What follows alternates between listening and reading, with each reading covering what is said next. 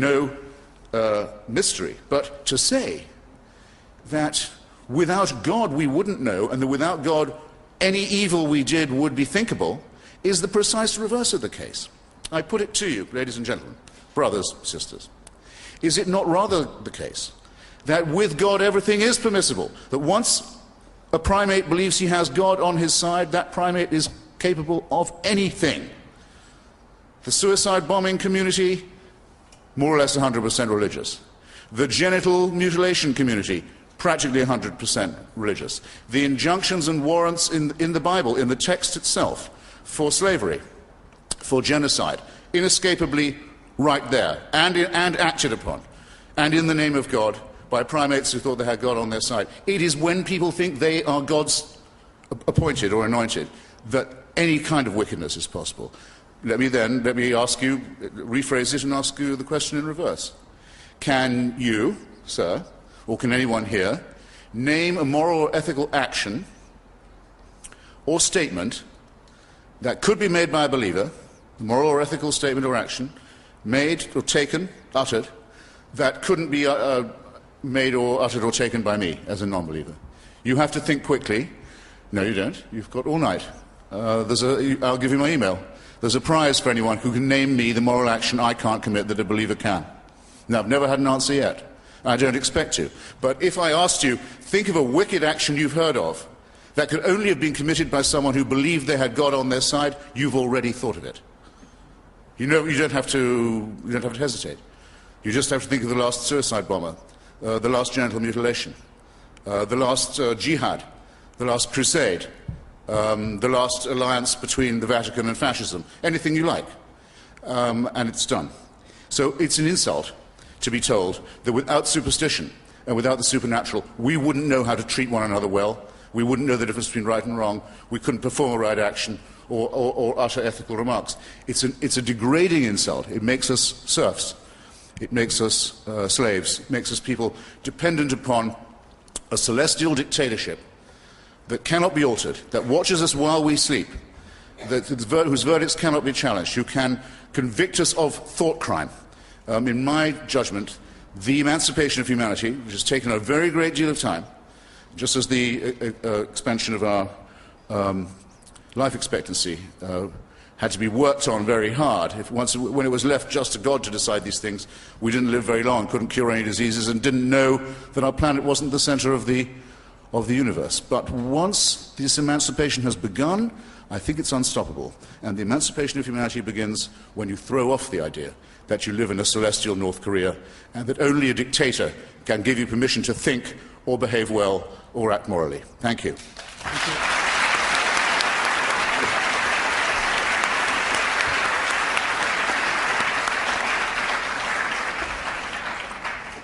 We will now turn to the question and answer session for the speakers between themselves. Each speaker, starting with Dr. Turek, will have the opportunity of asking two brief questions of their opponent, who will then give brief replies. Thank you.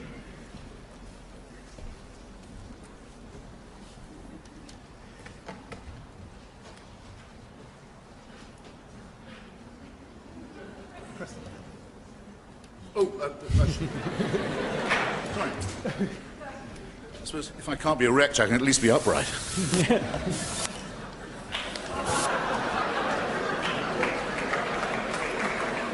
I wasn't ready, in other words.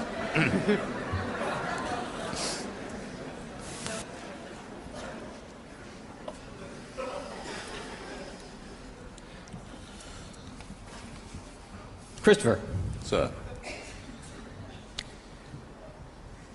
I gave evidence the universe had a beginning, and it did so with great precision. I'd like to ask you a question that I think Leibniz brought up many years ago. If there is no God, why does anything exist? We both have this Navy background. Yes, sir. In Portsmouth, where I'm from, there's an old story about a young man taking his captain's examination before a board of admirals. And they say to him, right, your ship is on a lee shore, it's being driven by whatever wind towards the rocks. What are you going to do to get out of this terrible position? He says, I would I would pile on an extra sail and pull the stern hard to starboard, and hope by this means to escape to save the ship. And they said, well, going very well, but there's the wind is still blowing, the gale is coming at you still, and the rocks are getting nearer. Now what are you going to do? So I put on more sail and keep the helm hard down to starboard and maintain this position. But yes, but the wind is still blowing you, and the gale force has increased, and the rocks are getting near. Now what are you going to do? And he said, well, I'd cram on extra sail and keep the helm hard down to starboard. One of the admirals, with rather red-faced exasperation at this point, says, where are you getting all this extra sail from? And the young captain says, well, the same place you're getting all that extra wind from.